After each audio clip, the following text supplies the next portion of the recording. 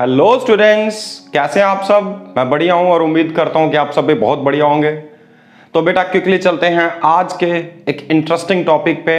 Electrostatics का जो final topic आपका, दैट इज कैपेसिटी और कैपेसिटेंस ऑफ अ कंडक्टर।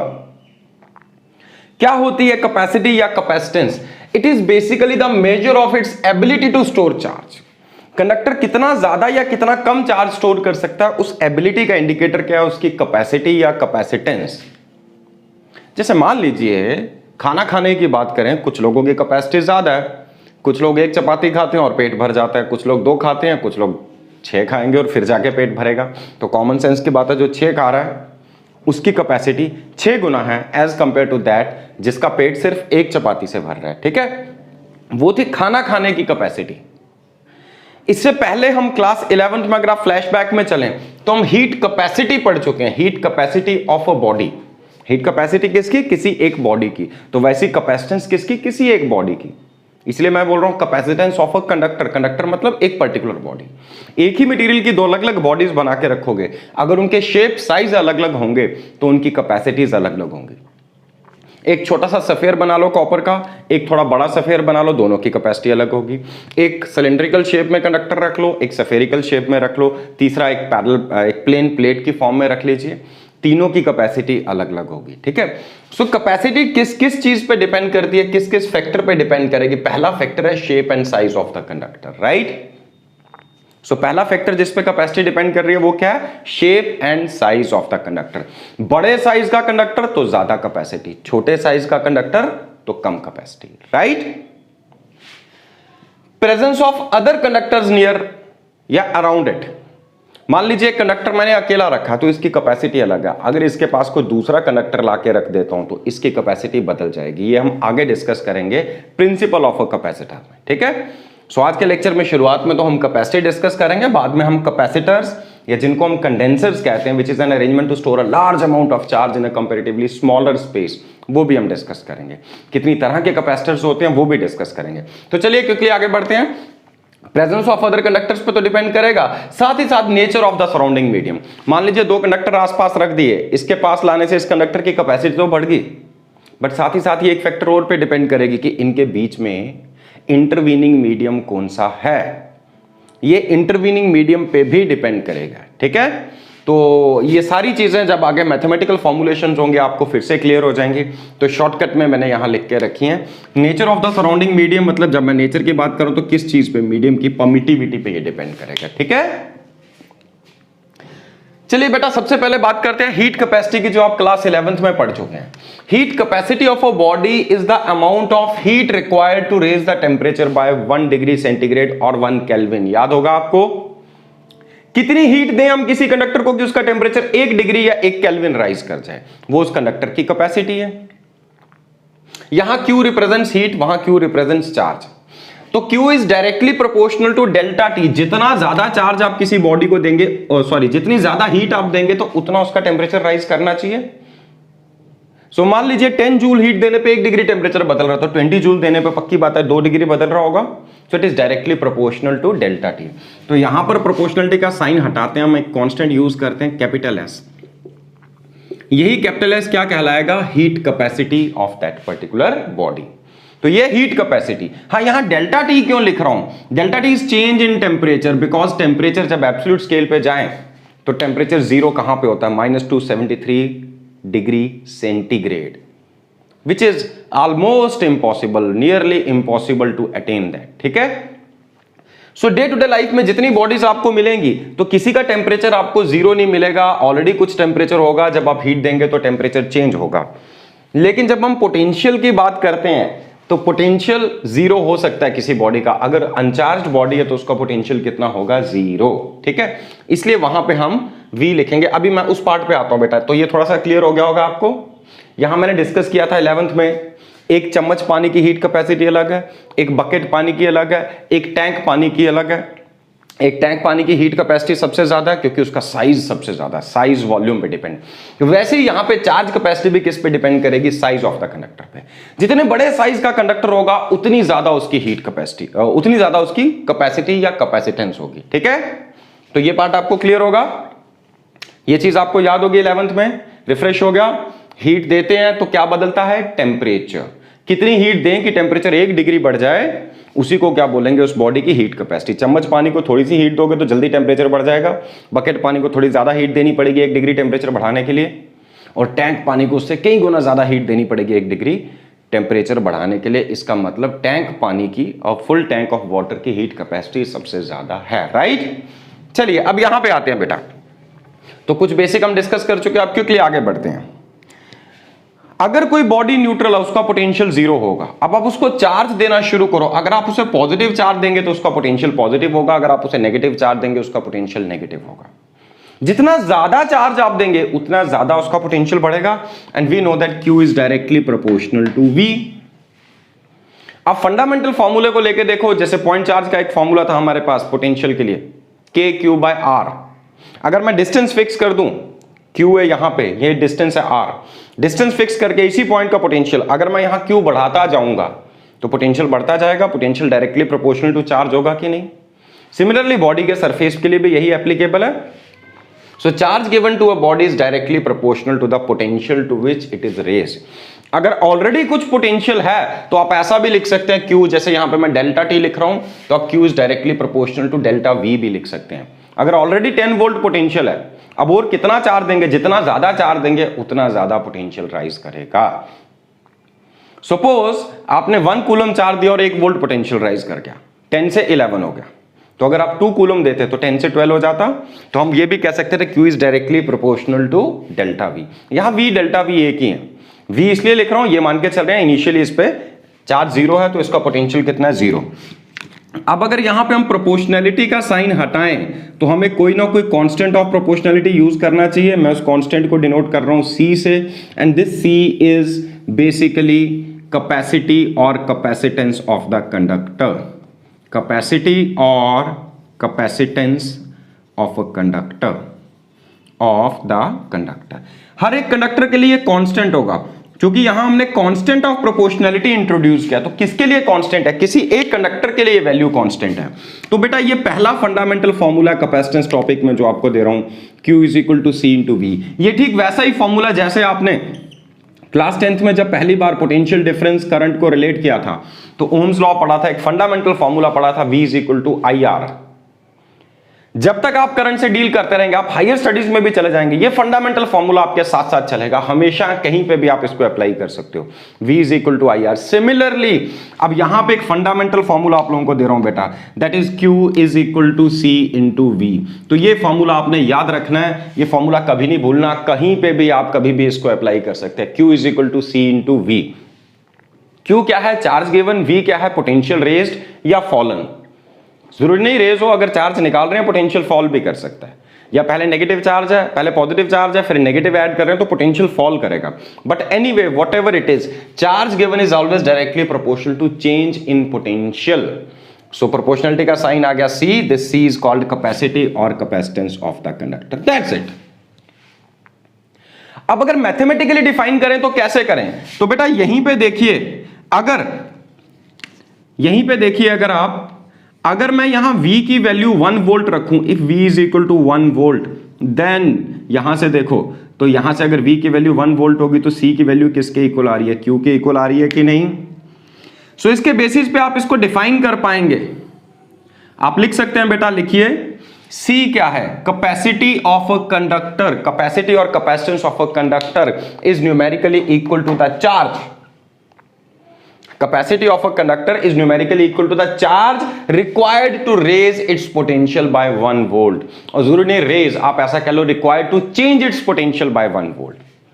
अगर नेगेटिव चार्ज देंगे तो पोटेंशियल फॉल करेगा, पॉजिटिव चार्ज देंगे तो पोटेंशियल राइज करेगा। तो आप ऐसा कह सकते हैं कितना चार्ज हम दें कि उस बॉडी का पोटेंशियल 1 वोल्ट राइज हो जाए, उसी को हम बोलेंगे कंडक्टर की कैपेसिटी। जैसे यहां हम कहते हैं कितनी हीट दें कि टेम्परेचर 1 डिग्री राइज करे। हीट देने पे टेम्परेचर बढ़ता है, चार्ज देने पे पोटेंशियल बढ़ता है। तो कितना चार्ज हम किसी बॉडी को दें कि उसका पोटेंशियल 1 वोल्ट राइज कर जाए, that is called as capacitance of that particular conductor. हर कंडक्टर की अपनी अपनी कैपेसिटी या कैपेसिटेंस होगी। क्या होगी, कितना चार्ज दें कि उसका पोटेंशियल 1 वोल्ट राइज कर जाए, बस that's it. This is called as capacity और capacitance of a conductor. So will you be able to define it now. You can easily define it, ठीक है। इसके आगे बढ़ते हैं बेटा। यहीं से अगर आपको कभी भी किसी भी कंडक्टर की कैपेसिटी डिटरमिन करनी हो, आपको दो चीजें पता होनी चाहिए, एक तो उसके पास चार्ज कितना, दूसरा उसका पोटेंशियल कितना है। तो C की वैल्यू क्या आ जानी चाहिए, Q/V। वही फॉर्मूला है कि फॉर्मूला भी, इससे ज्यादा कुछ नहीं करा है, ठीक है। C is equal to Q/V।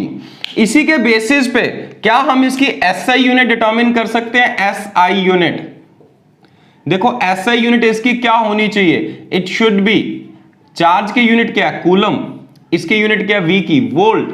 तो 1 coulomb upon 1 volt, that is 1 coulomb per volt. 1 coulomb per volt is the SI unit of capacitance. मान लीजिए किसी की कैपेसिटी है 10 coulomb per volt. What does it mean कि उसको आप 10 कूलम का चार्ज देंगे तो उसका पोटेंशियल कितना बदलेगा, 1 वोल्ट। किसी की कैपेसिटी है 2 कूलम पर वोल्ट। देखो 2 कूलम पर वोल्ट, नाम से क्लियर है, 2 कूलम का चार्ज देने पे 1 वोल्ट पोटेंशियल राइज होगा। Got it. तो दिस इज सिंपल। सो इसी को हम एक नाम और देते हैं, 1 कूलम पर वोल्ट को हम बोलते हैं फैरड। F, कैपिटल F से डिनोट करते हैं, that is 1 farad. So 1 farad is the SI unit of capacitance. So capacitance की SI यूनिट क्या है, 1 farad, denoted by capital F। 1 farad को आप 1 कूलम पर वोल्ट भी कह सकते हैं, राइट। अगर आप चाहें तो इसका डायमेंशनल फॉर्मूला भी डिटरमिन कर सकते हैं। आपको Q का यहां पे क्या, Q/V, Q का डायमेंशनल फॉर्मूला पता होना चाहिए, V का डायमेंशनल फॉर्मूला पता होना चाहिए। देखिए देखते हैं जरा C का डायमेंशनल फॉर्मूला हमारे पास क्या आता है। सो C का डायमेंशनल फॉर्मूला होना चाहिए Q का डायमेंशनल फॉर्मूला अपॉन V का dimensional formula, isn't it. V क्या होता है, W/Q होता है कि नहीं। सो इसको मैं लिख सकता हूं Q अपॉन, यहां पे dimensional formula of W upon Q। जब अपॉन Q करूंगा तो Q ऊपर आ जाएगा, it is dimensional formula of Q का square divided by dimensional formula of W। अब Q का डायमेंशनल फॉर्मूला होता है A इंटू T, तो A into T, ampere into time, इसका स्क्वायर अपॉन M L/2T-2, ठीक है। तो फाइनली हम ये कह सकते हैं कि कैपेसिटेंस का जो डायमेंशनल फॉर्मूला है वो किसके इक्वल है, m⁻⁻1 L⁻⁻2। देखो T⁻⁻2 है, ऊपर 2 है, ये ऊपर जाएंगे तो क्या हो जाएगा, T⁻4 and A⁻2। This is the dimensional formula of capacitance, right.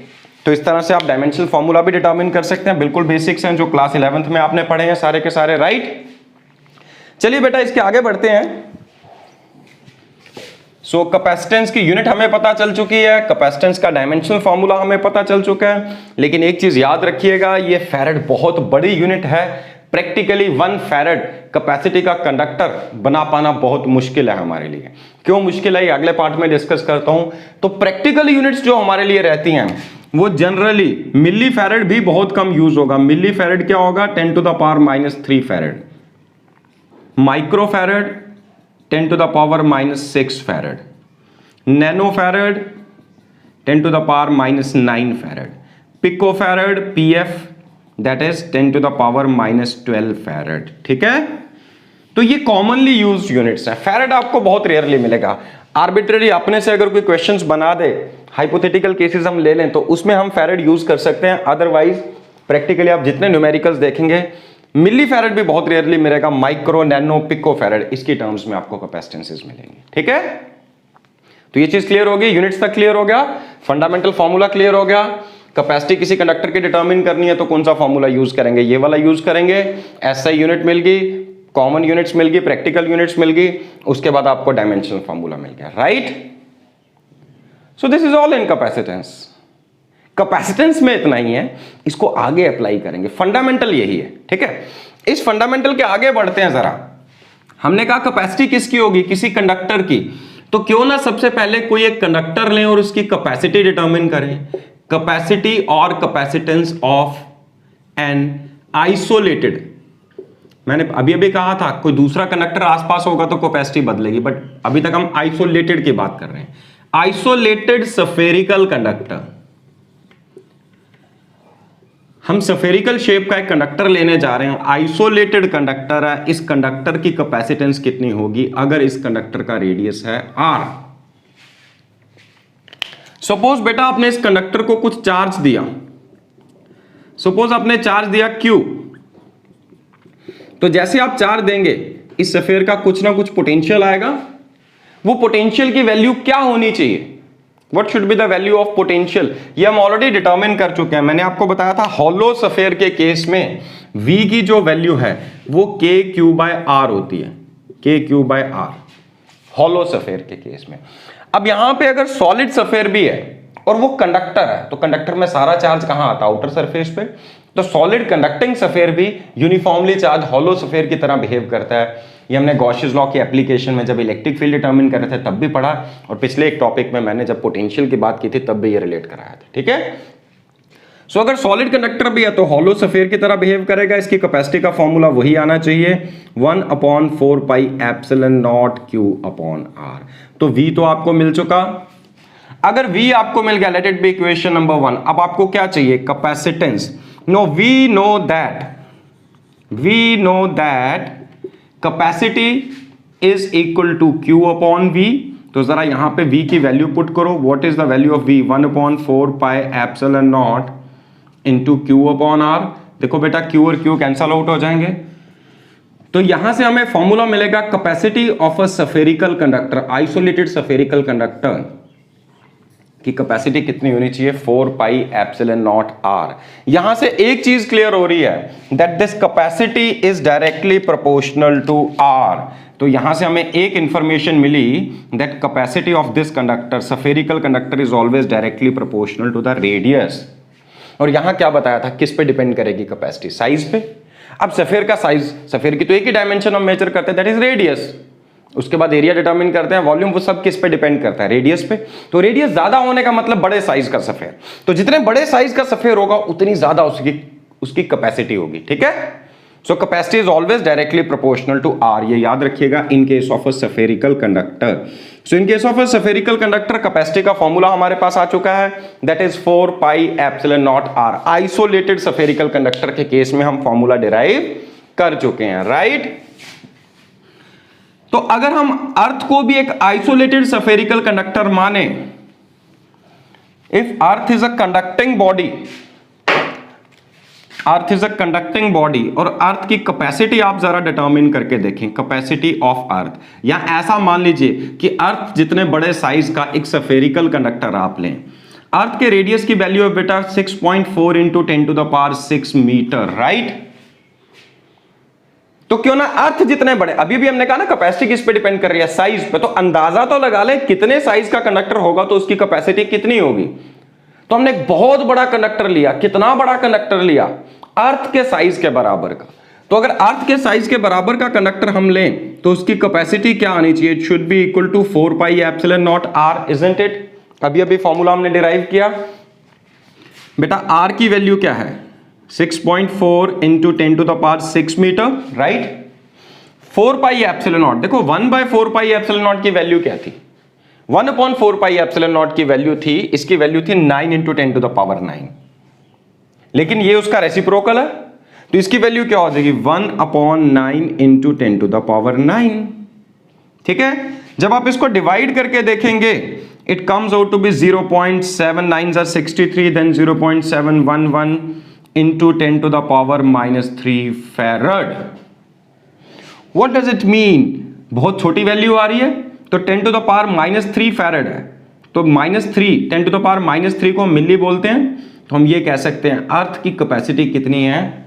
0.711 milli farad, या फिर आप ऐसा कह सकते हैं 711 माइक्रो फैरड। सो अर्थ जितना बड़ा अगर आप सफेरिकल कंडक्टर लें तो उसकी कैपेसिटी कितनी है? लेस देन 1 मिली फैरड। फैरड तो छोड़िए, 1 मिली फैरड भी नहीं है, 0.7 मिली फैरड आ रही है। अब समझ आया क्यों कहा था मैंने फैरड बहुत बड़ी यूनिट है? ऐसा नहीं है कि अर्थ की कैपेसिटी कम है, नो। एक्चुअली जो एसआई यूनिट है वो बहुत लार्ज है, ये बहुत लार्ज है। देखो नॉर्मली हम अच्छी यूनिट उसको मानते हैं जिसका size neither too small nor too large हो, बट ये जो क्वांटिटी है कैपेसिटेंस, इसके केस में इसकी एसआई यूनिट का साइज बहुत लार्ज है, बट फिर भी हमें यही क्यों यूज करनी पड़ रही है? ये इसलिए यूज करनी पड़ रही है क्योंकि ये फंडामेंटल क्वांटिटी तो है ही नहीं, ये तो डिराइव्ड क्वांटिटी है। तो इसकी यूनिट अपनी मर्जी से तो लेंगे नहीं, जो फंडामेंटल क्वांटिटीज इसमें इन्वॉल्व है उन्हीं की यूनिट्स पे इसकी यूनिट डिपेंड करेगी। वो क्या आ रही है, 1 कूलम पर वोल्ट आ रही है, और 1 कूलम पर वोल्ट को ही हमने नाम दिया 1 फैरेड, ठीक है। बट ये बहुत बड़ी यूनिट है, ये याद रखिएगा, फैरेड बहुत बड़ी यूनिट है, क्योंकि हमने भी कैलकुलेट करके देखा अर्थ की कैपेसिटी इसके केस में कितनी आ रही है, 0.711 मिली फैरेड, लेस देन 1 मिली फैरेड, ठीक है। मिली फैरेड से भी कम है अर्थ जितने बड़े कंडक्टर की कैपेसिटी। तो उसका मतलब ये मत सोचना कि अर्थ की कैपेसिटी कम है, एक्चुअली क्या है, फैरेड लार्ज यूनिट है। इसलिए प्रैक्टिस में हम कौन सी यूनिट्स यूज करते हैं, milli farad, micro farad, nano farad and so on. Clear हो गया बेटा। सो फंडामेंटल फॉर्मूला आ गया, कैपेसिटी ऑफ अ कंडक्टर को डिफाइन किया यहां पे हमने, charge required to raise the potential by 1 volt. उसके बाद हमने एसआई यूनिट डिस्कस की 1 farad, that is 1 coulomb per volt, और ये भी डिस्कस किया कि ये बहुत बड़ी यूनिट है। प्रैक्टिस में जो यूनिट्स हम यूज करेंगे मिली, माइक्रो, नैनो, पिको, इस तरह की यूनिट्स हम इस्तेमाल करेंगे, right. So capacity of a spherical conductor का फॉर्मूला बेटा याद रहेगा, आई होप ये नोट कर चुके होंगे। चलिए मैं इसको रब करता हूं। रब करने के बाद एक और फंडामेंटल कंसेप्ट पे आते हैं बेटा। आपने चैप्टर 1 में एनसीईआरटी के क्वेश्चन सॉल्व करते हुए और वैसे भी कुछ क्वेश्चंस में हमने एक चीज डिस्कस की थी, अगर दो identically charge identical conductors, identical in terms of shape and size, कुछ क्वेश्चंस थे, sphere A, B and C are identical, A और बी पे कुछ चार्जेस हैं, पहले सी को ए से टच किया, फिर हटाया, फिर सी को बी से टच किया, हटाया, अब बताइए नई फोर्स कितनी होगी। याद आया आपको क्वेश्चन? यस। तो वहां पे हम क्या लॉजिक यूज कर रहे थे, जब भी आइडेंटिकल कंडक्टर्स को आप टच करते हो, टच करके सेपरेट करते हैं, तो इनके चार्जेस का रीडिस्ट्रीब्यूशन होगा। कितना कितना चार्ज रीडिस्ट्रीब्यूट होगा, अगर दोनों आइडेंटिकल है तो total charge half half divide हो जाएगा। अगर इसके पास Q1 है, इसके पास Q2 है, दोनों को टच करोगे तो Q1 प्लस Q2 अपॉन 2, दोनों के पास, इसके पास भी Q1 प्लस Q2 अपॉन 2, इसके पास भी Q1 प्लस Q2 अपॉन 2, तो टोटल चार्ज दो इक्वल हाफ में डिवाइड हो जाता था। कब? जब दोनों कंडक्टर्स आइडेंटिकल थे शेप साइज में।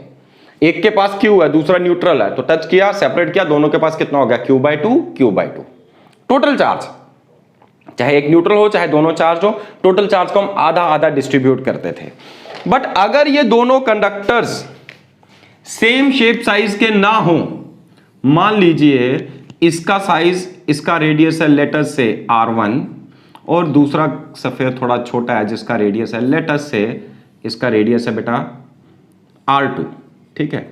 अब आप इनको टच करके सेपरेट करते हो, जो भी टोटल चार्ज होगा, Q is total charge, suppose Q is total charge, इसमें यह भी हो सकता है एक ही के पास ये चार्ज है, दूसरा न्यूट्रल है, ये भी हो सकता है दोनों के पास चार्ज है। अगर दोनों के पास ऑलरेडी चार्ज है, मान लो पहले इसके पास Q1 है, इसके पास Q2 है, तो Q क्या हो जाना चाहिए, Q1 प्लस Q2, ठीक है। अब जैसे ही आप इन दोनों को सेपरेट करेंगे, अब जो इनके पास चार्ज बचा उसे मैं डिनोट कर रहा हूं कैपिटल Q1 और कैपिटल Q2। तो पक्की बात है कैपिटल Q1 कैपिटल Q2 की जो रेशो होगी वो इनकी कैपेसिटीज की रेशो के बराबर होनी चाहिए, और कैपेसिटी किसके प्रोपोर्शनल है, रेडियस के, तो वो R1:R2 इस रेशो के बराबर होगा। क्यों होगा अभी बताता हूं, बट याद कर लो पहले केसेस में दोनों आइडेंटिकल थे, R1 R2 दोनों बराबर थे, तो 1:1 की रेशो में डिस्ट्रीब्यूट हुआ charge, total charge half half हो गया, यही बताया था। बट अगर अनइक्वल साइजेस के हैं तो चार्ज किस रेशो में डिस्ट्रीब्यूट होगा, in the ratio of their radii. क्यों? चार्ज बेटा कहां से कहां फ्लो करता है, चार्ज हमेशा फ्लो करता है हाई पोटेंशियल टू लो, जैसे हीट फ्लो करती है हाई टेम्परेचर टू लो। तो मान लीजिए इन दोनों में से किसी एक का पोटेंशियल हाईयर है, चाहे इसका हाईयर है चाहे इसका, साइज और चार्ज पे डिपेंड नहीं करेगा, पोटेंशियल पे डिपेंड करेगा कि चार्ज 1 to 2 ट्रेवल करेगा या 2 to 1। जिसका पोटेंशियल हाईयर है वहां से चार्ज ट्रेवल करेगा लोअर की ओर, कब तक ट्रेवल करेगा, जब तक कि दोनों का पोटेंशियल बराबर ना हो जाए। तो मान लीजिए फाइनली दोनों का कॉमन पोटेंशियल आ गया V, तो जो Q1 है, Q1 क्या होना चाहिए, capacity of 1 into V, Q2 जो है वो क्या होना चाहिए, capacity of 2 into V, V तो दोनों का बराबर हो चुका होगा, V कैंसल आउट हो गए, तो Q1/Q2 रेशो किसके इक्वल आ रही है, C1/C2।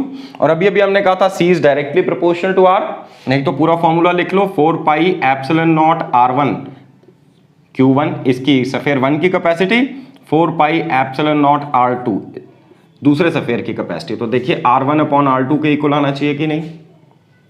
सो चार्ज किस रेशियो में डिस्ट्रीब्यूट होगा? In the ratio of their sizes कह लो या in the ratio of their radii. अगर दोनों सफेयर्स एक जैसे नहीं है, आइडेंटिकल नहीं है, उस केस में। ठीक है, ये लॉजिक याद रहेगा आपको बेटा। चलिए इसको नोट कर लीजिए। इसके बाद हम बढ़ते हैं अगले पार्ट पे। हाँ जी बेटा, तो जो टॉपिक्स अभी तक हमने पढ़े, fundamental formula Q is equal to CV, इसी के बेसिस पे C is Q upon V, capacity of a spherical conductor 4 pi epsilon naught R। इसके बेसिस पे कुछ प्रॉब्लम्स डिस्कस करने जा रहे हैं। ये प्रॉब्लम डिस्कस करने से पहले एक चीज और बता देता हूं आपको बेटा। कभी कभी परमिटिविटी की यूनिट, जिसको आप अभी तक क्या लिखते थे, newton metre square coulomb square per newton per metre square, आप उसको चाहें तो फैरेड पर मीटर भी लिख सकते हैं। ये यूनिट कहां से आई? यहां से। तो यहां से देखो एप्सिलॉन नॉट क्या आएगा, C/4 पाई R। C की यूनिट क्या है? 1 फैरेड। R की यूनिट क्या है? 1 मीटर। तो फैरेड पर मीटर भी हो सकती है, तो ये भी याद रखिएगा। ठीक है, परमिटिविटी की एक और यूनिट है यहां पे, फैरेड पर मीटर। चलिए बेटा आगे बढ़ते हैं। सबसे पहली प्रॉब्लम नंबर 1। अभी भी हमने देखा अर्थ की कैपेसिटी, अर्थ जितने बड़े कंडक्टर की कैपेसिटी कितनी थी? 0.711 मिली फैरेड। तो अब हम कह रहे हैं, मान लीजिए हमें स्फेरिकल कंडक्टर ऐसा बनाना है जिसकी कैपेसिटी कितनी हो? 1 फैरेड। तो उस स्फेरिकल कंडक्टर का रेडियस कितना होना चाहिए? तो यही फॉर्मूला यूज करेंगे, C is equal to 4 pi epsilon naught R। यहां से R की वैल्यू जरा डिटरमिन करते हैं, C/4 पाई एप्सिलॉन नॉट। तो C/4 pi epsilon not, C की वैल्यू कितनी है? 1/4 पाई एप्सिलॉन नॉट। तो 1/4 पाई एप्सिलॉन नॉट की वैल्यू कितनी है? 9 × 10⁹ मतलब कितना रेडियस होना चाहिए? 9 × 10⁹ मीटर। अगर आप राउंड ऑफ करें, ऑर्डर चेक करें, तो इसका ऑर्डर है 10, मतलब 9 को राउंड ऑफ करके 10 लिख दीजिए, तो क्या बनेगा? 10⁻10 मीटर। इतने बड़े रेडियस का स्फेयर होगा तो जाके उसकी कैपेसिटी कितनी होगी? 1 फैरेड। मतलब अर्थ के मुकाबले में 1000 गुना ज्यादा रेडियस होगा। अर्थ के मुकाबले में 1000 से भी ज्यादा है, बट चलिए आप ये लगा लीजिए 1000 times of the radius of earth. सोचो 1000 times the radius of earth. Earth के रेडियस के 1000 टाइम्स इतने बड़े रेडियस का स्फेयर आप लोगे तो जाके 1 फैरेड की कैपेसिटी का कंडक्टर आपको मिलेगा। राइट? चलिए इसके बाद आगे बढ़ते हैं बेटा।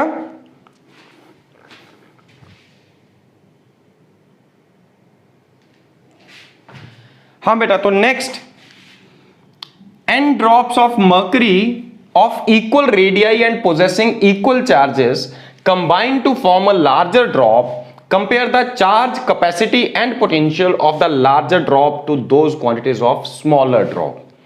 तो n छोटे छोटे आइडेंटिकल ड्रॉप्स क्लब करके एक बड़ा ड्रॉप बनाने जा रहे हैं। तो उस बड़े ड्रॉप, इन n के n ड्रॉप्स का साइज बराबर है, रेडियाई बराबर है इनके, इन सब के सरफेस पे चार्ज बराबर है, चार्ज बराबर है तो कॉमन सेंस की बात है इन सब के पोटेंशियल्स की वैल्यू बराबर होगी। जब ये सब कंबाइन करके एक बड़ा ड्रॉप बना देंगे तो उस बड़े वाले ड्रॉप का चार्ज, कैपेसिटी और पोटेंशियल को हमें कंपेयर करना है छोटे वाले ड्रॉप के चार्ज, कैपेसिटी और पोटेंशियल से। तो चलिए जरा क्विकली करके देखते हैं। सबसे पहले ये छोटे छोटे ड्रॉपलेट्स हैं, कितने हैं नंबर में? n number of droplets. Capital N लिखा है, चलिए मैं कैपिटल N लिख देता हूं इसको, capital N number of droplets. ठीक है, हर एक का रेडियस बराबर है, तो हर एक के रेडियस को मैंने R से डिनोट कर दिया। हर एक के सरफेस पे चार्ज बराबर है, तो उस चार्ज को मैं डिनोट कर रहा हूं स्मॉल q से। तो हर एक के सरफेस पे पोटेंशियल भी बराबर होगा, तो उसको डिनोट कर रहे हैं V से। अब जब ये क्लब करके बड़ा ड्रॉप बन गए, तो बड़े वाले ड्रॉप का रेडियस मैंने डिनोट किया यहां पे कैपिटल R से। बड़े वाले ड्रॉप पे जो टोटल चार्ज है उसको कैपिटल Q से डिनोट कर रहे हैं, और बड़े वाले ड्रॉप का जो पोटेंशियल है उसको मैं V डैश से डिनोट कर रहा हूं। तो आपको देखना V डैश कितने टाइम्स है स्मॉल v के, दिस V के, कैपिटल Q कितने टाइम्स है स्मॉल q के, कैपिटल R कितने टाइम्स है स्मॉल r के। इस तरह के कुछ और टॉपिक्स में क्वेश्चंस आपने क्लास 11th में किए होंगे, एक्सेस प्रेशर डिटरमिन करते वक्त या कुछ और जगहों पे, लेकिन फिलहाल आज हम इस टॉपिक में इसको कैसे अप्लाई करते हैं। तो मैं अब ये हो सकता है बेटा एग्जाम में डिस्क्रिप्टिव क्वेश्चन आ जाए 3 मार्क्स में, हो सकता है कभी ऑब्जेक्टिव टाइप क्वेश्चन आ जाए, तो फाइनल रिजल्ट जो होगा उसको शॉर्टकट के फॉर्म में याद रखिएगा एमसीक्यूज के लिए, ऑब्जेक्टिव टाइप क्वेश्चंस के लिए। लेकिन अगर ये सब्जेक्टिव क्वेश्चन आता है, डिस्क्रिप्टिव क्वेश्चन आता है, तो तब आपको पूरा सॉल्व करके दिखाना है। ठीक है, चलिए क्विकली सबसे पहली चीज के बारे में जो हम डायरेक्ट जानते हैं वो ये है कि टोटल चार्ज कैपिटल Q जो है वो n टाइम्स स्मॉल q होना चाहिए। ये कॉमन सेंस की बात है, इसके लिए कोई हाई फाई सेंस लगाने की जरूरत नहीं है। इन सब का चार्ज ना कहीं गया ना कहीं आया, तो n ड्रॉप्स का चार्ज सब पे कितना स्मॉल q ईच, तो क्लब होके कितना बन जाएगा कैपिटल Q। तो कैपिटल Q चार्ज कितने टाइम्स आ रहा है, n टाइम्स स्मॉल q। ये तो हमें डायरेक्टली मिल चुका। आगे बढ़ते हैं बेटा, कैपेसिटी और पोटेंशियल को कंपेयर करने से पहले हम सबसे पहले ये यहां पे एक काम करेंगे, हम यहां पे रेडियस देखो, volume of the larger drop, volume of larger drop किसके इक्वल होना चाहिए, n into volume of smaller drop, isn't it, n into volume of smaller drop. Common sense की बात है, वॉल्यूम तो कहीं ना गया, वो सारा वॉल्यूम क्लब करके किस में आ गया, बड़े वाले ड्रॉप में। सो बड़े वाले ड्रॉप का रेडियस है कैपिटल R, तो बड़े वाले ड्रॉप का वॉल्यूम ये हो गया, छोटे वाले ड्रॉप का रेडियस को हमने डिनोट किया स्मॉल r से। सो 4/3 pi small r cube into n, इसके इक्वल आना चाहिए। 4/3 और पाई कैंसल आउट हो गए, तो इसके बेसिस पे आपको कैपिटल R की वैल्यू मिल गई। दोनों साइड्स का क्यूब रूट ले लो। सो रेडियस कितने टाइम्स हो जाएगा, cube root of n times small r। Yes और नो, होना चाहिए कि नहीं, ठीक है, बिल्कुल सिंपल लॉजिक है। तो रेडियस कितने टाइम्स हो जाता है, क्यूब रूट टाइम्स। अक्सर इसीलिए ऐसे क्वेश्चंस में कभी 8 ड्रॉप्स कहा जाता है, कभी 127 ड्रॉप्स कहा जाता है, क्योंकि 8 का क्यूब रूट क्या है, 2, एक होल नंबर है। 127 का क्यूब रूट क्या है, 3, होल नंबर है। तो आपके लिए आसान हो जाता है क्वेश्चन। तो अगर सीबीएसई क्वेश्चन पूछते जनरली ऐसी वैल्यूज देती है, बट डायरेक्टली आप याद रखिए, तो रेडियस कितना हो जाएगा, cube root of n times small r। तो चार्ज की वैल्यू हमें मिल चुकी है, रेडियस। अब बात आई कैपेसिटी और पोटेंशियल की। एक चीज तो हम जानते हैं, कैपेसिटी, मान लीजिए अब इन सब की कैपेसिटी है c ईच, और इसकी कैपेसिटी है late us say c dash. We know that c is directly proportional to r, तो पक्की बात है c डैश अपॉन c किसके इक्वल होना चाहिए, capital R upon small r। अब कैपिटल R किसके इक्वल है, cube root of n into small r upon small r, cancel out हो गया। तो हम ये भी कह सकते हैं बड़े वाले ड्रॉप की कैपेसिटी भी cube root of n times छोटे वाले ड्रॉप की कैपेसिटी। जो रेडियाई की रेशो होगी बेटा वही कैपेसिटी की रेशो होगी, क्योंकि ये डायरेक्टली प्रोपोर्शनल होते हैं, इजंट इट। तो चार्ज की रेशो भी मिल चुकी, कैपेसिटी की भी मिल चुकी, बचा क्या, सिर्फ और सिर्फ पोटेंशियल। इसके लिए दो तरीके हैं, या तो बेटा ये वाला फॉर्मूला यूज कर लो, तो V की वैल्यू क्या आ जानी चाहिए, Q बाय C। Q भी पता है और C के बारे में भी इंफॉर्मेशन पता है। या दूसरा ऑप्शन है, क्योंकि सफेरिकल है, तो सफेरिकल ड्रॉप के केस में कैपेसिटी का फॉर्मूला, सॉरी पोटेंशियल का फॉर्मूला हमारे पास KQ बाय R है, KQ बाय R। इसका मतलब क्या हुआ, V is directly proportional to Q and inversely proportional to R, isn't it. या आप चाहते तो बेटा वो फॉर्मूला भी उठा सकते हैं, दोनों में से कोई भी उठा लीजिए। तो V डैश अपॉन V, बड़े वाले ड्रॉप का पोटेंशियल अपॉन छोटे वाले ड्रॉप का potential, is equal to directly proportional to Q, तो बड़े वाले का चार्ज Q अपॉन छोटे वाले का charge small q, into radius के इनवर्सली प्रोपोर्शनल है, तो स्मॉल r न्यूमरेटर में आ जाएगा और कैपिटल R डिनोमिनेटर में आ जाएगा। अब capital Q by small q की वैल्यू क्या है, कैपिटल Q है n into small q upon small q, cancel out हो गया, इनटू, अब देखो इस r की वैल्यू क्या है, cube root of n into small r, ये कैंसल आउट हो गया, n upon cube root of n। When bases are same, powers are added और सब्ट्रैक्टेड, तो फिलहाल डिवाइड किया तो सब्ट्रैक्ट करेंगे, 1 माइनस 1/3।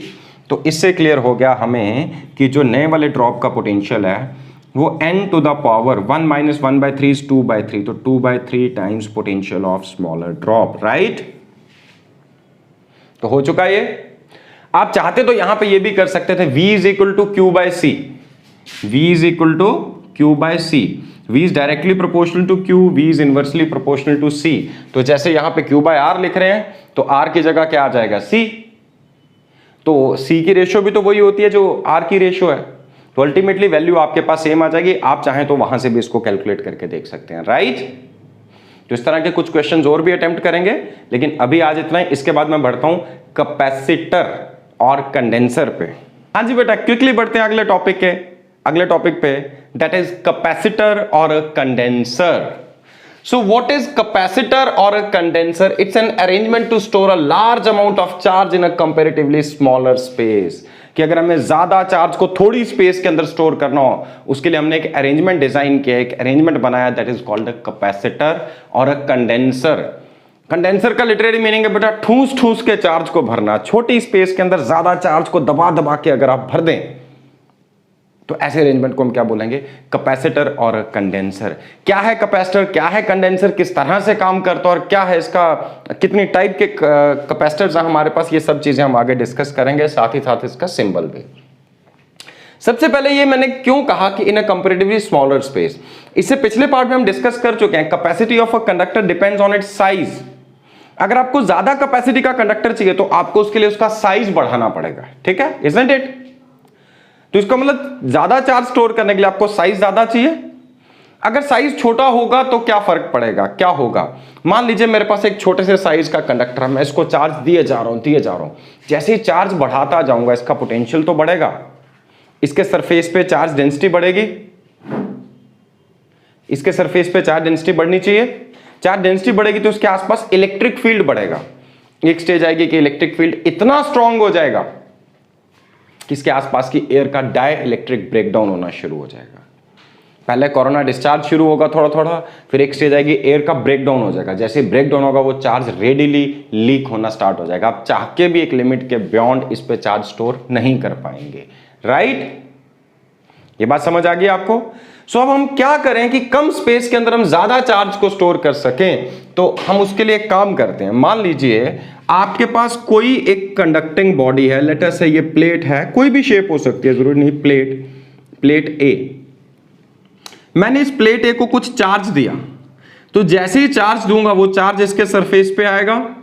ये मैं अंदर वाली साइड शो कर रहा हूं, हालांकि ये आउटर सरफेस, चलिए आउटर सरफेस पे शो कर देते हैं, ठीक है। ये चार्ज क्यू इसके पास आ गया, क्यू, हालांकि पूरे सरफेस पे फैला होगा, सिर्फ एक साइड नहीं होगा, पूरे सरफेस पे होगा, but what ever it is. जैसे आपने इसे चार्ज क्यू दिया तो इसका कुछ ना कुछ पोटेंशियल होगा। मान लीजिए इसके सरफेस पे पोटेंशियल कितना आ चुका है, वी। आपने कुछ चार्ज दिया, इसका पोटेंशियल कितना राइज हो गया, वी। अगर मुझे इसकी कैपेसिटी बढ़ानी है तो कैपेसिटी बढ़ाने के लिए या तो चार्ज उतना ही रखें और वी की वैल्यू को कम कर दें, या वी उतना ही रहने दें और क्यू बढ़ा दें। मतलब चार्ज और दे दें, पोटेंशियल ना बढ़ने दें तो भी कैपेसिटी बढ़ जाएगी। एक ऑप्शन ये। दूसरा ऑप्शन ये है कि चार्ज वहीं पे रखें और इतने ही चार्ज के साथ जिसका पोटेंशियल अगर 10 वोल्ट है, मान लीजिए 10 वोल्ट से कम करके आप 5 वोल्ट कर देते हैं, चार्ज उतना ही रखा आपने, तो इसकी कैपेसिटी डबल हो जाएगी। कीपिंग क्यू सेम, अगर वी की वैल्यू हाफ हो गई तो कैपेसिटी डबल हो जानी चाहिए। So either keeping Q same you decrease the value of V, और keeping V same you increase the value of Q. In both the cases capacity will increase, right. तो चलिए देखें जरा ये काम हम किस तरह से कर सकते हैं। तो बेटा इसके पास एक और अनचार्ज कंडक्टर लाके रखता हूं इसके सामने, इसके सामने एक और अनचार्ज कंडक्टर लाके रखा B. This is uncharged conductor, ठीक है। अब आपने पढ़ा था इंडक्शन ऑफ चार्जेस, तो इस प्लस क्यू के सामने यहां पे चार्ज कितना इंड्यूस होना चाहिए, minus Q, isn't it. Conductors में equal and opposite charges induce होते हैं। बात अलग है, यहां पे भी प्लस क्यू इंड्यूस हो जाएगा वापस, यहां माइनस क्यू, यहां प्लस क्यू। इसको बाउंड चार्ज, इसको फ्री चार्ज हम कहते हैं, ये तो आपको याद ही होगा। वैसे पिछले केस में जब तक ये प्लेट यहां नहीं थी, ये चार्ज पूरे सरफेस पे फैला होगा, बट इस प्लेट के आने के बाद ये वाला चार्ज सारा इस सरफेस पे आ जाएगा, इस एंड पे, ठीक है। तो इसके बाद बेटा इसके सामने माइनस क्यू इंड्यूस हुआ और यहां पे वापस प्लस क्यू इंड्यूस हो गया। ये फिनोमेना तो होगा, ये आप समझते हैं। जब तक ये प्लेट यहां पे नहीं थी, यहां एक पॉजिटिवली चार्ज प्लेट थी, प्लेट ए, तो पॉजिटिव चार्ज के आसपास की स्पेस में हर पॉइंट का पोटेंशियल कैसा होता है, पॉजिटिव, ठीक है। प्लेट के करीब ज्यादा होगा, प्लेट से दूर चलते जाओगे तो पोटेंशियल कम होता जाएगा, बट पूरी स्पेस के हर एक पॉइंट पे पोटेंशियल कैसा होगा, positive, isn't it. Negative charge के आसपास की स्पेस के हर एक पॉइंट का पोटेंशियल कैसा होगा, positive, sorry negative. Positive charge के आसपास पोटेंशियल पॉजिटिव, नेगेटिव के आसपास नेगेटिव, ठीक है। अब यहां पर देखिए बेटा, इस पॉजिटिव चार्ज की वजह से, बेटा ध्यान से सुनिएगा, पॉजिटिव चार्ज की वजह से कुछ पोटेंशियल था V, इसके पास एक नेगेटिव प्लेट आ गई, नेगेटिव प्लेट की वजह से पूरी स्पेस का पोटेंशियल कम होगा, नेगेटिव पोटेंशियल आएगा। मान लो नेगेटिव, इस पॉजिटिव चार्ज की वजह से इस प्लेट का पोटेंशियल है प्लस 10 वोल्ट, इस नेगेटिव चार्ज की वजह से इस प्लेट के सरफेस पे पोटेंशियल आ रहा है लेट अस से -6 वोल्ट या -5 वोल्ट, कुछ भी कंसिडर कर लो। हाँ, अब आप बोलोगे प्लस क्यू का प्लस 10 है तो माइनस क्यू का माइनस 10 क्यों नहीं है? क्योंकि प्लस क्यू चार्ज इस प्लेट पे है और इसी प्लेट के पोटेंशियल की मैं बात कर रहा हूं, और माइनस क्यू चार्ज थोड़ी दूरी पे है। इस माइनस क्यू की वजह से यहां पे पोटेंशियल हम ढूंढने जा रहे हैं कि कितना है, ठीक है? तो इस माइनस क्यू की वजह से यहां पे पोटेंशियल मान लिया कितना, -5, और प्लस क्यू की वजह से इसके अपने सरफेस पे पोटेंशियल था +10। तो 10 में -5 ऐड करोगे तो कितना हो जाएगा, 5। तो पहले चार्ज क्यू देने पे इसका पोटेंशियल था 10 वोल्ट, इस प्लेट के, इस नेगेटिव प्लेट के पास आने की वजह से ये पोटेंशियल कितना हो गया, 5 वोल्ट। पोटेंशियल हाफ हो गया, कीपिंग क्यू सेम। तो पक्की बात है कैपेसिटी डबल होगी कि नहीं? यस और नो? टारगेट था कैपेसिटी बढ़ाना। तो कैपेसिटी किस चीज पे डिपेंड कर रही है? इस नेगेटिव प्लेट के पास आते ही कैपेसिटी बढ़ गई, क्योंकि इस पॉजिटिव चार्ज की वजह से कुछ पोटेंशियल था, नेगेटिव की वजह से नेगेटिव पोटेंशियल ऐड हुआ, तो पोटेंशियल की वैल्यू कम हो गई। चार्ज सेम रहा, कैपेसिटी क्या होती है, Q/V। Q को सेम रखते हुए हमने V की वैल्यू को कम किया, तो पक्की बात है कैपेसिटी इंक्रीज हुई होगी, राइट? बट एक प्रॉब्लम और है बेटा इसमें, क्योंकि इसके पास इस एंड पे पॉजिटिव चार्ज भी इंड्यूस हुआ। हमने देखा कैपेसिटी बढ़ाने के लिए हमने पोटेंशियल को कम किया, लेकिन ये जो पॉजिटिव चार्ज है ये वापस पोटेंशियल को बढ़ाने की कोशिश कर रहा होगा। तो मतलब ये वाला जो नेगेटिव चार्ज इंड्यूस हुआ ये हमारा काम आसान कर रहा है। जो काम हम करना चाहते हैं, हम कैपेसिटी बढ़ाना चाहते हैं, उसके लिए इसने पोटेंशियल कम किया और कैपेसिटी बढ़ गई। लेकिन ये पॉजिटिव चार्ज वापस पॉजिटिव पोटेंशियल ला रहा है, तो उल्टा पोटेंशियल बढ़ा रहा है, मतलब हमारा काम मुश्किल कर रहा है। जो हम चाहते हैं उसको ये अपोज कर रहा है। तो क्या करें? मार डालो। मतलब आप इसको, अगर आप इसके आउटर सरफेस को आप अर्थ से कनेक्ट कर देते, इंडक्शन में भी ये चीजें हमने डिस्कस की थी, तो ये सारा का सारा पॉजिटिव चार्ज अर्थ में फ्लो कर जाएगा। यस और नो? तो ये गायब हो गया। यही तो नहीं चाहिए था, ये तो चाहिए हमें जो नेगेटिव है सामने। नेगेटिव के पास आने की वजह से कैपेसिटी बढ़ रही है, तो बस this arrangement is called a capacitor. Such an arrangement is said to be a capacitor। अब principal of working of a capacitor अगर कोई आपसे पूछे तो आप किस तरह से लिखेंगे? आप ये डायग्राम बनाएंगे और साथ ही साथ लिखेंगे। बेटा नोट कर लीजिए, charge storing capacity of a conductor can be increase to a great extent. Charge storing capacity of a conductor can be increase to a great extent by bringing it near another uncharged and earthed conductor। uncharged and earthed conductor, अर्थ इसलिए ताकि बाहर वाला positive charge earth में flow कर जाए। So charge storing capacity of a conductor can be increase to a great extent by bringing it near another uncharged and earthed conductor। कैसे होगा आप इसको डिटेल में एक्सप्लेन कर सकते हैं। Suppose this plate A is given some charge Q to raise its potential to V volt. When we bring this another uncharged and earth plate B near it, negative charge is induced on this end, the surface facing plate A, और farther end पे जो charge है free charge that will flow to earth। No, because of negative charge, potential due to negative charge is negative. So as a result, potential of plate A decreasing, potential of plate A decreases, keeping Q same. ये याद रखना, potential of plate A, इस negative charge का potential negative होगा, so potential of plate A decreases keeping Q same. Then ये formula लिख दीजिए, keeping Q same V decrease होगा, this implies that capacity increases. So this is principle of working of a capacitor, right? I hope ये clear हो चुका होगा बेटा। ये बहुत इंपॉर्टेंट है एग्जामिनेशन पॉइंट ऑफ व्यू से, बोर्ड एग्जाम में काफी बार ये क्वेश्चन पूछा जाता है। Explain the principal of working of a capacitor. ठीक है, अब आप लिख सकते हैं ये। चलिए बेटा, कैपेसिटर एक सर्किट एलिमेंट है, तो इसके लिए कुछ ना कुछ सिंबल होना चाहिए। जैसे रेजिस्टर के लिए सिंबल आपको पता है, आपने पढ़ा है, बैटरी का सिंबल, सेल का सिंबल आपने पढ़ा है। तो कैपेसिटर का सिंबल ये है बेटा, 2 पैरेलल बार्स, बस दैट्स इट। ये सेल के सिंबल की तरह। हाँ, सेल में क्या होता है, एक बार लंबी होती है और एक बार छोटी होती है, पॉजिटिव एंड और negative and, positive terminal and negative. लेकिन कैपेसिटर में ऐसा नहीं है, दोनों प्लेट्स, आप पैरेलल प्लेट्स दिखाएंगे, पैरेलल बार्स, दोनों की लेंथ एक जैसी है। तो ये किसका सिंबल हो गया, कैपेसिटर का। कभी कभी कैपेसिटर का सिंबल हम इस तरह से भी ड्रॉ करते हैं।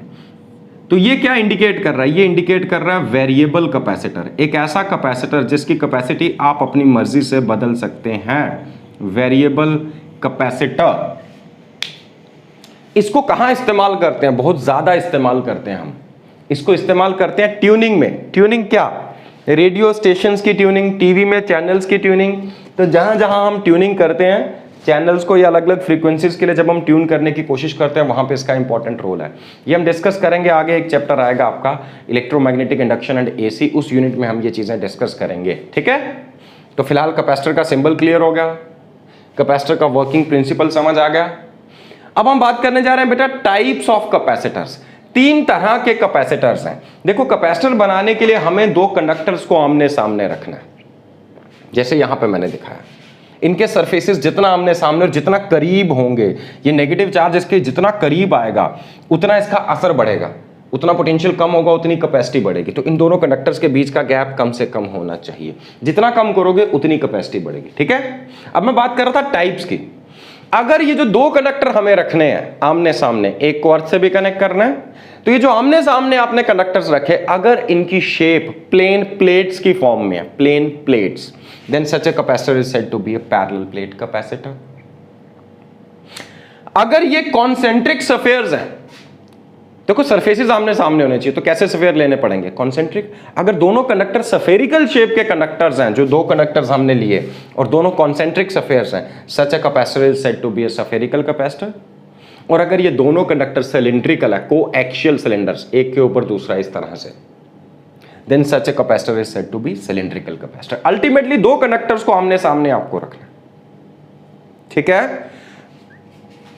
हालांकि इसमें से आपके सिलेबस में सिर्फ और सिर्फ पैरेलल प्लेट कैपेसिटर है, स्फेरिकल और सिलिंड्रिकल कैपेसिटर्स बेटा आपके सिलेबस में नहीं है फिलहाल, ठीक है। तो फिर भी मैं इनको लेके डायरेक्टली कुछ फॉर्मूले आपसे डिस्कस करूंगा, इनकी कैपेसिटी के फॉर्मूले, लेकिन ये आपके सिलेबस में नहीं है। आपके सिलेबस में एक ही है, that is parallel plate capacitor, ठीक है। तो चलिए बेटा क्विकली बढ़ते हैं। ये parallel plate capacitor, spherical capacitor देखने में कैसे हैं, इनकी कैपेसिटी के फॉर्मूले जरा शॉर्टकट में डिस्कस करते हैं, डिराइव करेंगे हम अगली क्लास में। तो पैरेलल प्लेट कैपेसिटर किस तरह का कैपेसिटर है? 2 पैरेलल प्लेट से मिलकर बना है, प्लेट ए, प्लेट बी। हाँ, एक प्लेट को हमने अर्थ से कनेक्ट करके रखा है। जब ये कैपेसिटर, अच्छा suppose A is the area, A और बी नाम नहीं देते हैं, छोड़ दो, प्लेट 1 और plate 2। Suppose A is the area of each cup, area of each plate, area of each plate, तो दोनों प्लेट्स का एरिया ए है। And let us say small d is the separation between 2 plates, ठीक है। Small d is separation between plates, separation between plates. तो यहां पे इस पैरेलल प्लेट कैपेसिटर की कैपेसिटी का फॉर्मूला क्या होना चाहिए? तो बेटा पैरेलल प्लेट कैपेसिटर की कैपेसिटी का फॉर्मूला है C is equal to epsilon naught A upon D। अगर बीच में मीडियम वैक्यूम या एयर है तो directly proportional to area of plates, inversely proportional to separation between them. अभी अभी कहा था जितनी सेपरेशन कम करोगे उतनी कैपेसिटी बढ़नी चाहिए, तो यहां पे भी यही चीज क्लियर हो रही है। कैसे आया ये भी हम बाद में डिस्कस करेंगे, फिलहाल इतना क्लियर हो गया आपको। हाँ, अगर बीच में कोई दूसरा मीडियम आप इंसर्ट कर दें, अगर कैपेसिटर की प्लेट्स के बीच में कोई मीडियम इंसर्ट कर दें, उसका डाइलेक्ट्रिक कांस्टेंट है K, तो यही कैपेसिटी हो जाएगी K times epsilon naught A upon D, या epsilon R times relative permittivity times. ये आप लोगों को बेटा पहले भी बार बार बता चुका हूं मैं कि पूरे चैप्टर में जहां कहीं पर कोई भी फॉर्मूला आपने पढ़ा है, अगर एयर या वैक्यूम की जगह कोई दूसरा मीडियम आ जाता है, तो जहां पे आप एप्सिलॉन नॉट यूज कर रहे हैं, आपको एप्सिलॉन नॉट को मल्टीप्लाई कर देना है एप्सिलॉन R से, रिलेटिव परमिटिविटी से, या फिर डाइलेक्ट्रिक कांस्टेंट K से, ठीक है। तो ये चीज आई होप आपको क्लियर होगी। दूसरी तरह का जो कैपेसिटर है हमारे पास वो है स्फेरिकल कैपेसिटर। स्फेरिकल कैपेसिटर में बेटा 2 कॉन्सेंट्रिक स्फीयर्स लेते हैं, 2 कॉन्सेंट्रिक स्फीयर्स। हाँ, इसमें भी 2 पॉसिबिलिटीज हैं कि आप आउटर स्फीयर को अर्थ करते हैं या इनर को। Suppose R1 is the radius of inner sphere, R2 is the radius of outer sphere. एक चीज और बेटा छोटी सी आपको बता दूं, अगर कभी आपको कहा जाता है capacitor is given a charge Q, ध्यान से सुनिएगा बेटा, attention, a capacitor is given charge Q, what does it mean कि इसकी एक प्लेट पे प्लस Q है और दूसरी प्लेट पे माइनस Q है। टोटल में लाओगे तो 0 ही होगा, लेकिन हम इसे 0 नहीं कहेंगे, हम क्या बोलेंगे? Capacitor is given a charge Q, capacitor is given a charge Q। Capacitor एक ऐसा अरेंजमेंट है जिसमें चार्ज को हम ठूस ठूस के भर रहे हैं। क्यों भर रहे हैं भाई? कॉमन सेंस अप्लाई करो, यूनिवर्स लव सिमेट्री, बार बार यही चीज बोलता हूं। हम गाड़ी के टायर में हवा भरवाते हैं, हवा कहाँ से भरती है? वो एक बड़ा सा सिलेंड्रिकल सा टैंक रखा है जिसके अंदर हवा ठूस ठूस के कंप्रेस करके भरी गई है, ताकि जहाँ कहीं ज़रूरत पड़े तो हाई प्रेशर में अचानक से आप एयर की सप्लाई आपको मिल सकती है। वैसे ही सडनली हमें कहीं पे चार्ज एज अ बूस्टर की तरह चाहिए, और इसकी एप्लीकेशंस आगे डिस्कस होंगी। तो अभी मैं बिल्कुल लेमैन लैंग्वेज में बता रहा हूँ, हम चार्ज दबा दबा के भर रहे हैं क्योंकि सडनली अगर हमें एक बूस्ट ऑफ चार्ज चाहिए तो हम कैपेसिटर को यूज कर सकें। ठीक है, सो चलिए अब यहां पे भी किसी एक पे पॉजिटिव चार्ज होगा, किसी एक सफेयर पे, और इसके सामने वाले सरफेस पे नेगेटिव चार्ज इंड्यूस हो जाएगा। ठीक है, और आपने इसके आउटर सरफेस को अर्थ से कनेक्ट कर दिया। अगर आउटर सफेयर को आपने अर्थ से कनेक्ट किया, in such a case capacity of such a capacitor would be equal to, देखो आइसोलेटेड सफेरिकल कंडक्टर की क्या थी, 4 पाई एप्सिलॉन नॉट आर। तो यहां याद रखना 4 पाई एप्सिलॉन नॉट वो फैक्टर तो आ ही रहा है, R1 R2 upon R2 minus R1, बड़े वाले में से छोटा वाला माइनस करना है। तो this is the formula to determine capacity of a spherical capacitor. But remember यहां पर मैं कौन सा केस ले रहा हूं, when outer sphere is earth, when outer sphere is earthed, जब आउटर सफेयर को आप अर्थ कर देते हैं। तो अगर इनर सफेयर को अर्थ करेंगे, इनर सफेयर इज अर्थड, तो इस केस में ये फॉर्मूला क्या होना चाहिए? अगर आप इनर सफेयर को अर्थ करते हैं तो क्या होगा? तो बेटा पहले सिचुएशन समझते हैं। अगर आप इनर सफेयर को अर्थ से कनेक्ट करते हैं तो क्या चेंजेस आनी चाहिए? ये outer sphere radius again same है, R2 R1, this is R2, this one is R1। अब आपने इनर सफेयर को या तो यहां पे डायग्राम में इंडिकेट कर दो, इस तरह से आपने अर्थ से कनेक्ट किया, या बाहर लाके भी आप शो कर सकते हैं, दोनों ऑप्शंस हैं। एनीवे किसी भी तरीके से शो कीजिए। अब क्या होगा बेटा, किसी एक प्लेट पे अब यहां पे नेगेटिव चार्ज आ गया, मान लो। ऐसा जरूरी नहीं कि यहां पे नेगेटिव आए, यहां माइनस क्यों आ गया, बट चलो हम ये मानते हैं, क्योंकि जनरली जब हम बाहर से चार्ज देते हैं तो हम पॉजिटिव ही देते हैं, क्योंकि जब हम सिंपली चार्ज कहें तो हमारा मतलब होता है पॉजिटिव चार्ज। अब इसके आउटर सरफेस पे भी कुछ चार्ज आएगा, क्योंकि अब आउटर सरफेस अर्थ नहीं है, कुछ चार्ज जबरदस्ती, वैसे तो सारा बाहर जाना चाहिए था अगर अंदर ये सफेयर ना होता, तो इस सफेयर ने कुछ चार्ज अपने अंदर खींचा, क्योंकि यहां पे इंडक्शन हो रही है तो इसके आने की वजह से कुछ चार्ज अंदर आ गया, कुछ बाहर वाले सरफेस पे रहा। अब कैपेसिटी क्या होनी चाहिए बेटा, तो ध्यान देना, अब जो कैपेसिटी होगी वो तो है ही है 4 pi epsilon not R1 R2 upon R2 minus R1 तो है ही है, plus 4 pi epsilon not R2 outer sphere. देखो बाहर भी चार्ज आ रहा है तो अंदर वाला अरेंजमेंट तो हो गया कैपेसिटर इस तरह का, लेकिन बाहर वाला सरफेस अभी फ्री है, इस पे भी चार्ज अलग से आ सकता है। तो बाहर वाले को आइसोलेटेड सफेरिकल कंडक्टर मानो, उसकी कैपेसिटी का फॉर्मूला होगा 4 पाई एप्सिलॉन नॉट R कौन सा R2, बस इसको भी इसमें ऐड कर दो तो आपको मिल जाएगी ये। हालांकि बहुत कम, बहुत रेयर चांसेस है इस पे बेस्ड क्वेश्चन आए, CBSE बोर्ड एग्जाम में तो नहीं आएगा, तो फिर भी कॉम्पिटिटिव में यहां तक जनरली इसके बेसिस पे क्वेश्चंस आते हैं। बट स्टिल ये कंसेप्ट है, फंडामेंटल कंसेप्ट है कि ऐसा क्यों हो रहा है, इसके फॉर्मूले में ये चेंज क्यों आ रही है। ठीक है, तो ये भी चीज क्लियर होगी।